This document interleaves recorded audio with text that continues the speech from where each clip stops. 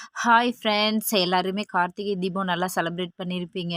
மழை தாங்க வந்து கெடுத்துருச்சு. ஆனாலும் கரெக்டாக விளக்கேத்துற நேரத்தில் மழை ஸ்டாப் ஆயிருச்சுங்க. ரொம்பவே ஹாப்பியாக இருந்துச்சு. அதுதான் கடவுளோட மகிமைன்னு சொல்கிறது. அதே மாதிரி பார்த்தீங்க அப்படின்னா அகல் விளக்கெல்லாம் கழுவி காய வச்சு பொட்டெல்லாம் வச்சாச்சுங்க. என் பையனும் பொண்ணும் தான் பொட்டு வைக்கிறதுல ரொம்ப ஸ்பெஷலாக பொட்டு வச்சுட்டு இருந்தாங்க. ஏன்னா நான் பொட்டு வைக்கிறது அவங்க 2 பேரும் அதை ஒரு விரலால் எடுத்து விடுறது அதே வேலையாக பண்ணிட்டு இருந்தாங்க. இப்படியே ஒரு 2 மணி நேரம் போச்சுங்க எனக்கு. அதே மாரி எல்லார் வீட்லேயும் பார்த்தீங்கன்னா, மேக்ஸிமம் 6 மணிக்கு மேல தான் விளக்கு வைப்பாங்க. நானும் அப்படிதான். ஆனா, என் பையன் சீக்கிரம் எடுத்து கொண்டாந்து வெளியில வச்சுட்டாரு.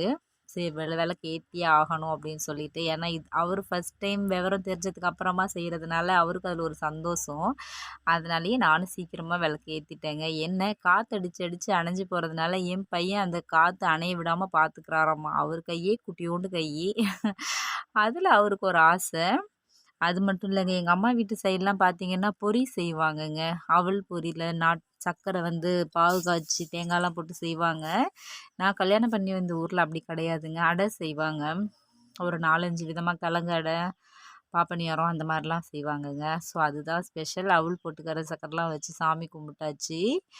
அது மட்டும் இல்லைங்க. வெடிலாம் வெடிச்சோம். தீபாவளிக்கு வாங்கின வெடி கொஞ்சம் பேலன்ஸ் இருந்துச்சு. அதை எங்க குட்டீஸ்லாம் வெடிச்சிட்டு இருந்தாங்க. இதில என்னையும் வேற வெடி வெடிக்கிறதுக்கு கூப்பிட்டாங்கங்க. ஆனா என்னால தான் முடியல. ஏன்னா எங்க பாப்பா விட மாட்டேன்ட்டா. அவ எப்பயுமே இடுப்புலயே உட்காந்துட்டு இறங்க மாட்டாங்க.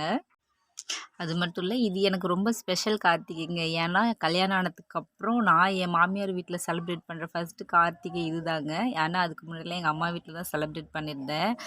டெலிவரி ஆயிருந்துச்சு. குட்டி பாப்பாலாம் கையில இருந்ததுனால, என்னால இங்க வந்து செலிப்ரேட் பண்ண முடியல. அதனால எனக்கு ரொம்ப ஹேப்பியா இருக்கு. உங்களுக்கும் இந்த கார்த்திகை எப்படி போச்சு அப்படின்னு கமெண்ட்ல சொல்லுங்க.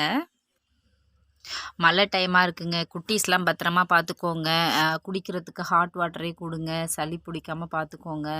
அது மட்டும் இல்ல, குட்டீஸ்லாம் சுவிட்ச் போர்டில் கை வைப்பாங்க. வைக்க விடாம பார்த்துக்கோங்க. சார்ஜ் எடுக்கிறேன் அப்படின்னு சொல்லிட்டு. ஏன்னா என் பையன் அந்த வேலையெல்லாம் பார்த்துட்ருக்காரு.